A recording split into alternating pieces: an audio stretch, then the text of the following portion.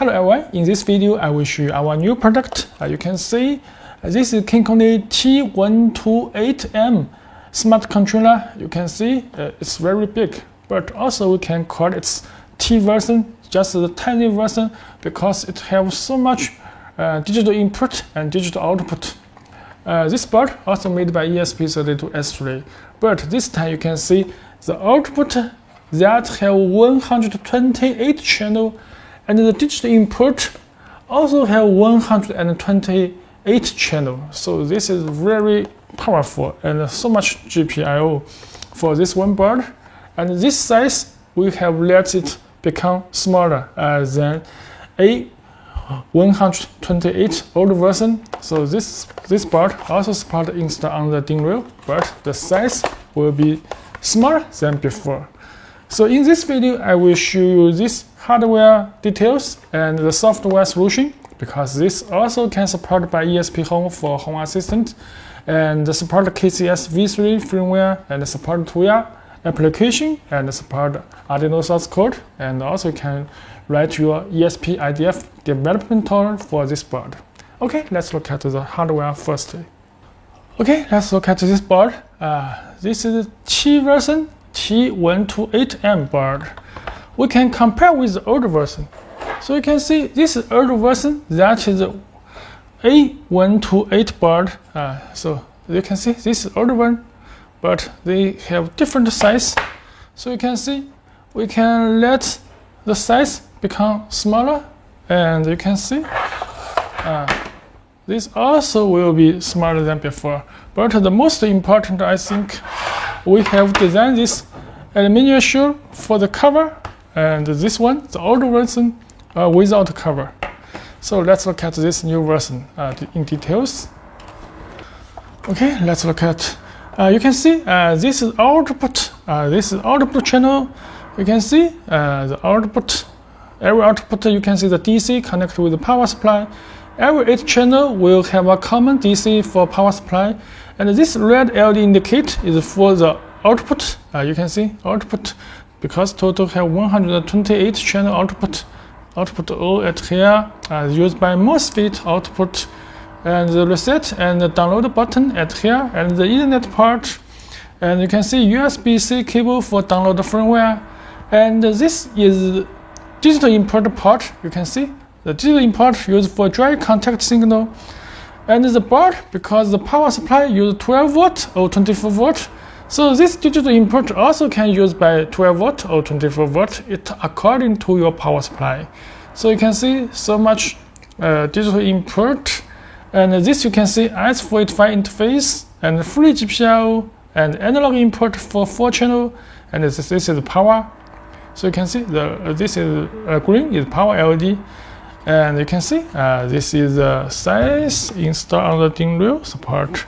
Okay, we can open this cover and look at what is inside of this box. So we can just remove this screw. And the first we can look at the size. Look at the size firstly. You can see this is the size. Just look at this one. You can see this size. This is size, and I changed the unit for inch. Let's look at what's the inch size, and let's look at this one. You can see the size. This is size, and this inch unit. Okay, and this one you can see this one, and switch the unit. Okay, now I will remove this cover, this aluminum cover. You can see I remove this cover, and you can see this have a top PCB board for this LED indicate.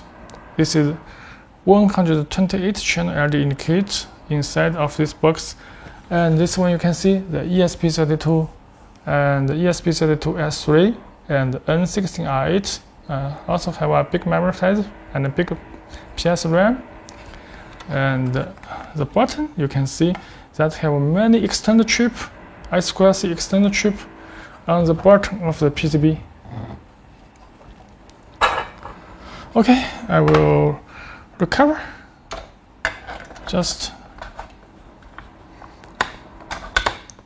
I have already downloaded the KCS firmware, so I just will use this power supply and use this DC12 for demo, show you how to work with the different software solution.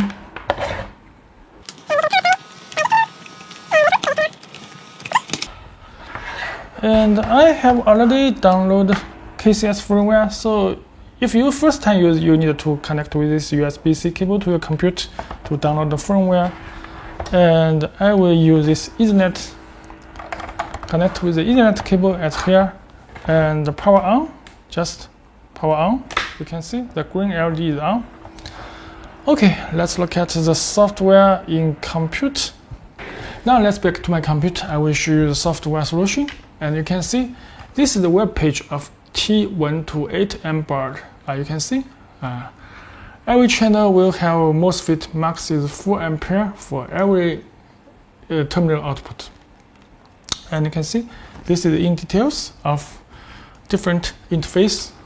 And you can see ESP32 IO pin define, ESP home, YAML file, and Arduino source code, and the KCS V3 online guide.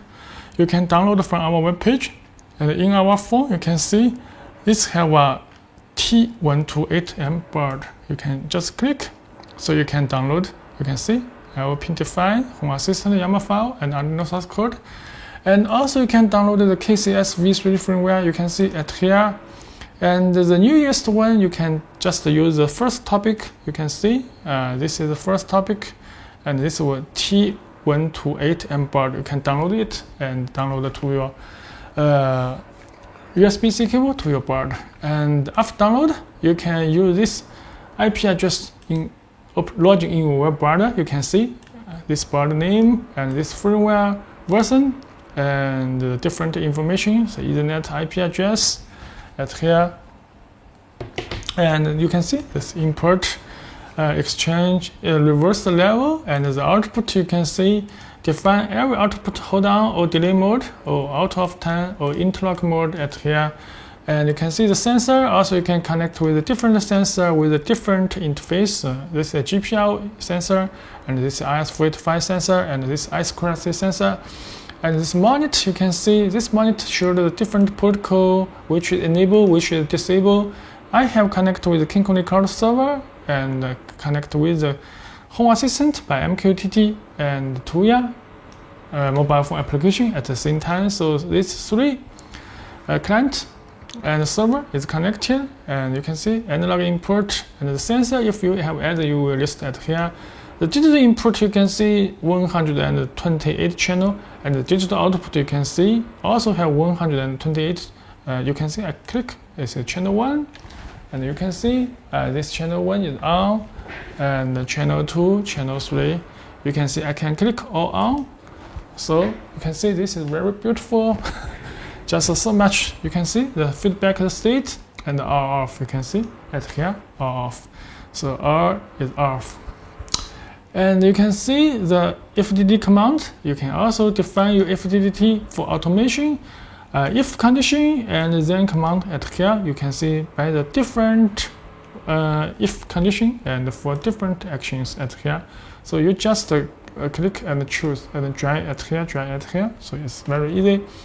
And the network, you can see you can set the Wi-Fi and the Ethernet and the GSM if you have added King Kong G1 4G module. So you can use a short message and use your voice call for the board.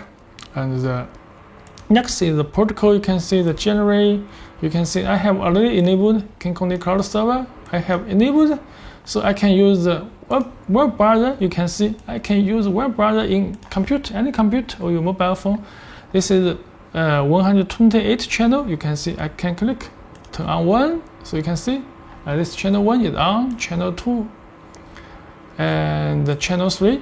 And you can see this time the 3 LED is on, output is on. So this is by King Kong Cloud server, and you can see this have a digital input for remote monitor the sensor state. You can see the input 1, if I shut the input 1 and by this 2 terminal, and you can see this is turn green, and I remove it, that is recover. So this is used by Kinkonly Cloud Server for monitor sensor state and remote control the output. Okay, and this is Home Assistant MQTT auto discovery. So you just enable this one and enable this one and input your device name and the MQTT broker IP address and part and the username and the password. So this will let this board integrate to Home Assistant automatically without any configure code.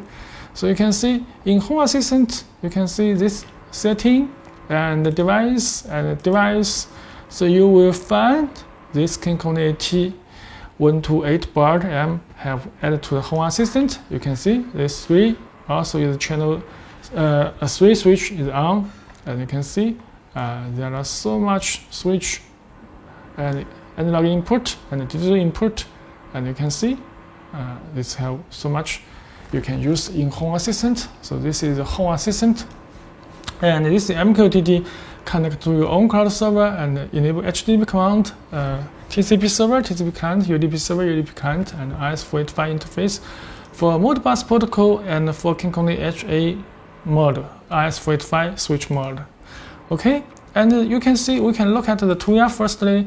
And this board also supports use in Tuya mobile phone application, so you can just use the Tuya lessons and import it here, so that you can use your Tuya mobile phone. Where we can look at the Home Assistant and the Tuya and the Kinkonly Cloud Server, and this KCS monitor will work at the same time.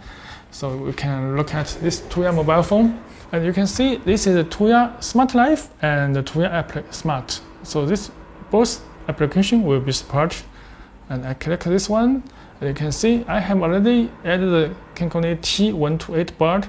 So I just click, and you can see this 3 channel also is on. So this time you can see I can press off. You can see off, and you can see off, and you can see off. So you can see channel 4 and channel 5 at here. So this is a Tuya mobile phone application. This works by Wi-Fi, but also I can disable the Wi-Fi. You can see I can use the 5G. 5G, you can see I can turn on the next and the next and the next. So this also can work by the SIM card. So I can put it here. And let's look at my Home Assistant. You can see I can turn off channel 4. You can see the channel 4 is off, and this channel 4 is off, and the KCS channel 4 is off, and the Tuya channel 4 is off. So every different software will update the state at the same time. So I can close, close, close, and turn off. So this mobile phone in Tuya is all off, and this is all off, and this is all off. Okay. So the next look at the protocol, you can see the custom size protocol that used for FTD command. You can define if and then custom size protocol. You can see by different protocol, and this Apple HomeKit. You can also define the input and the output, and the DAC and the ADC and the sensor, which have let this hardware resource use in Apple HomeKit automatically. So you just enable and write the name at here. It's very easy. Also support the log sound system mini server by integrate by UDP command. So that will be send the command and update the state to log sound mini server by this protocol. Okay, the next is the system. And the system also you can set the time rule and the sound different double click and single click for FTTT. This time delay time you can set by yourself, and the username and the password, and restart the factory setting and restart the board. So this is KCS V3, and we will always continue update the V3 version firmware and let it stable and let it have many more powerful functions. Okay, thanks for watching.